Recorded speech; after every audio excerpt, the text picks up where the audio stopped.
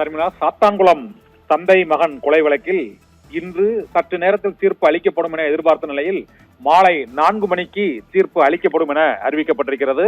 2020ஆம் ஆண்டு ஜூலை 19ஆம் தேதி கொரோனா காலத்தில் கடைகளை திறந்து வைத்திருந்ததற்காக காவல்துறையினரால் விசாரணைக்கு அழைத்துச் செல்லப்பட்டு காவல்துறையினரால் காவல் நிலையத்தில் வைத்து அடித்து துன்புறுத்தப்பட்டு கோவில்பட்டி கிளை சிறையில் அடைக்கப்பட்ட 5 மணி நேரத்தில் தந்தையும் மகனும் உயிரிழந்த சம்பவம் தமிழகத்தையே உலுக்கியது. ஜூலை 19ஆம் தேதி அவர்களை கைது செய்து சிறைக்கு விசாரணை நடத்தி சிறைக்கு கொண்டு சென்றனர். 23ஆம் தேதி கோவில்பட்டி சிறைச்சாலையில் அவர்கள் இருவரும் மரணமடைந்தது தமிழகம் முழுவதும் அதிர்ச்சியை ஏற்படுத்தியது. கடந்த 6 ஆண்டுகளாக நடைபெற்ற இந்த வழக்கு விசாரணையில் இன்று தீர்ப்பு அளிக்கப்படுகிறது.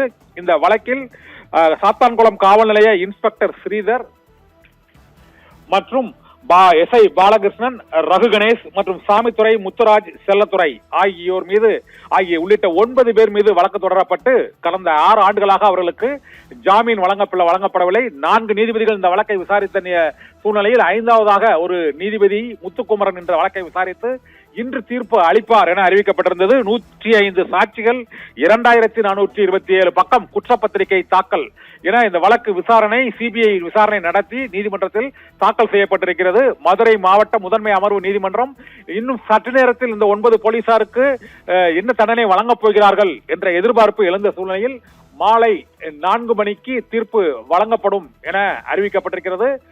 தமிழகத்தையே உலுக்கிய சாத்தான்குளத்தில் தந்தை ஜெயராஜ், மகன் பென்னிக்ஸ் ஆகிய இருவரும் காவல் நிலையத்தில் அடித்து கொல்லப்பட்ட அந்த வழக்கில் தீர்ப்பு இன்று மாலை 4 மணிக்கு வெளியாகும் என அறிவிக்கப்பட்டிருக்கிறது.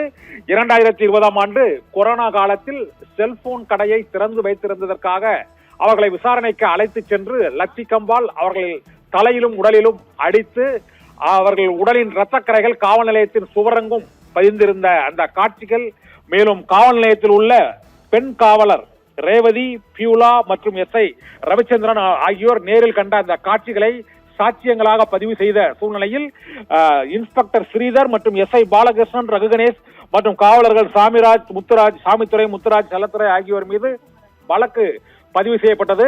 இந்த வழக்கில் அவர்களுக்கு என்ன தண்டனை தீர்ப்பு வழங்கப்பட போகிறது என்ற எதிர்பார்ப்பு எழுந்திருக்கிறது. 6 ஆண்டுகளாக தொடர்ச்சியாக நடைபெற்ற இந்த கொலை வழக்கு விசாரணையானது காவல் நிலைய விசாரணையின் கொடூரத்தை உலகிற்கே உணர்த்தும் வகையில் இந்த கொடூரம் நடைபெற்று சாத்தான்குளம் காவல் நிலையத்தில் அடித்து அவர்களுக்கு துன்புறுத்தப்பட்டு அங்கிருந்து நேராக கோயில்பட்டி கிளை சிறையில் அவர்கள் அடைக்கப்பட்டதற்கு காரணமே அவர்களுடைய மரணத்தை மறைப்பதற்குத்தான் என்றெல்லாம் செய்திகள் வெளியாகின.